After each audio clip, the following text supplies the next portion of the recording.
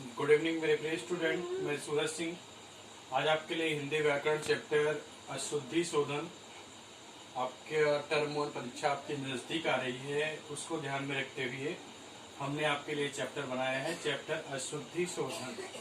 ठीक है, तो बहुत ही इंपॉर्टेंट चैप्टर है, बहुत ही अच्छा चैप्टर है। आप लोग इसको देखना ध्यान से, जिससे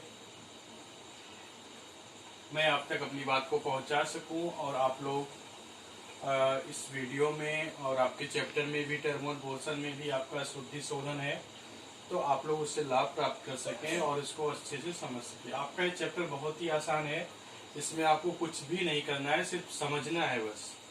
तो अशुद्धि शोधन जैसा नाम से ही स्पष्ट है, अशुद्धि शोधन क्या होता है?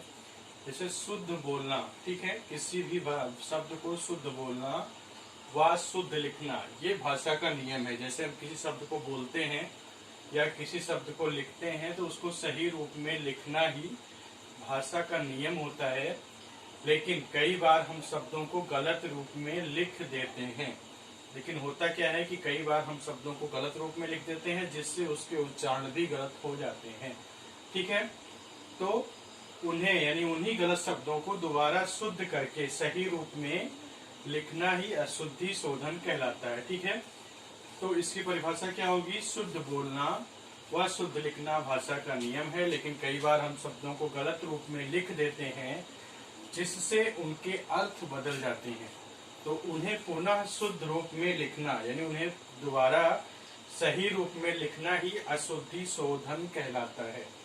जैसे एग्जाम्पल के लिए यहाँ पे एग्जाम्पल कुछ दिए हुए हैं, आप लोग ध्यान से देखना। यहाँ पे आपका शुद्ध शब्द दिया हुआ है और यहाँ आपका शुद्ध शब्द दिया हुआ है।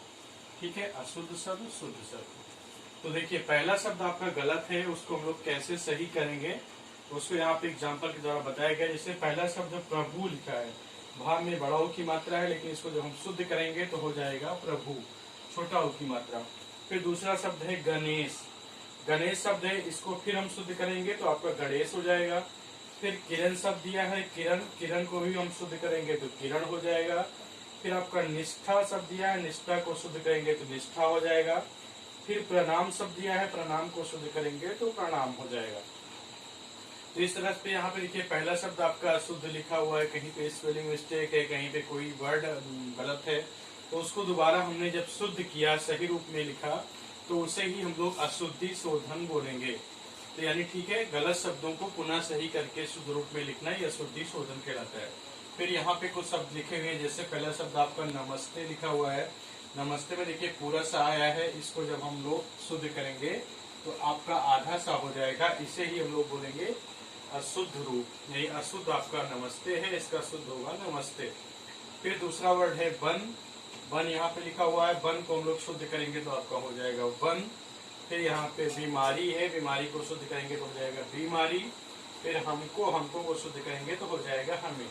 तो इस तरह से यहाँ पे कुछ शब्द इधर दिए हुए हैं, प्रभु, गणेश, किरण, निष्ठा, ये सारे अशुद्ध शब्द हैं। इसी तरह से आपके बुक में ढेर सारे शब्द दिए हुए हैं जो कि अशुद्ध हैं, और फिर उसी के बगल में उसका शुद्ध रूप लिखा हुआ है। यहाँ पे हमने कुछ शब्द आपको समझाने के लिए बता दिए हैं, लिख के दिखा दिए हैं।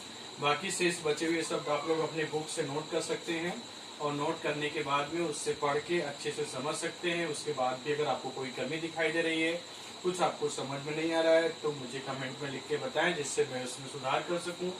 और आप लोग इस वीडियो को अपने सारे मित्रों तक शेयर करें, लाइक करें, जिससे मैं आपके लिए अच्छा से अच्छा वीडियो ला सकूं।